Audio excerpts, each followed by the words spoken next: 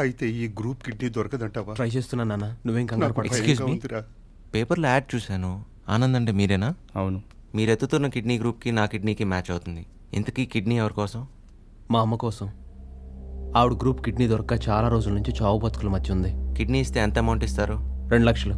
అంటే మీ అమ్మ ప్రాణం ఖరీదు 2 లక్షలేనా? కొన్ని ప్రాణాలకి విలువ కట్టలేం. ఆ ప్రాణాలని కాపాడుకునే ప్రయత్నం మాత్రమే చేయగలం. మీ అమ్మ ప్రాణం కాపాడుకోవడానికి కిడ్నీ కావాలనుకుంటున్నారు. మా అన్న ప్రాణాలు కాపాడటానికి నేను కిడ్నీ అమ్మాలనుకుంటున్నాను. ప్రాణానికి ప్రాణం సమ్మూచి కదండి.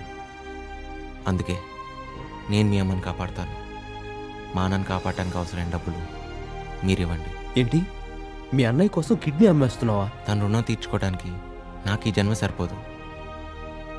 ఇంతకీ మీరు అగ్రిమెంట్ ఒప్పుకుంటున్నారా? ఓకే, ఒప్పుకుంటాను.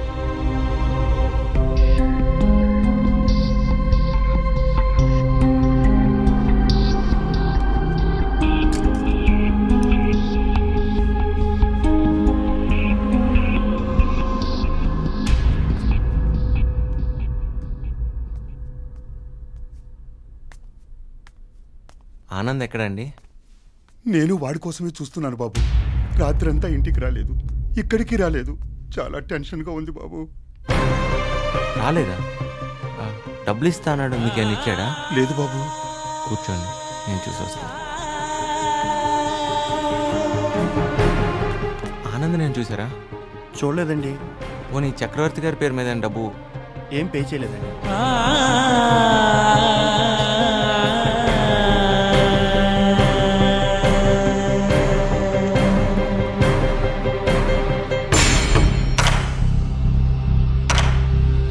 చక్రవర్తి గాడి తమ్ముడు ఒట్టి పేవర్స్ గాడు అనుకున్నాను కానీ వాడు అన్న ప్రాణం కోసం కిడ్నీ అమ్ముకుంటాడు అనుకోలేదు.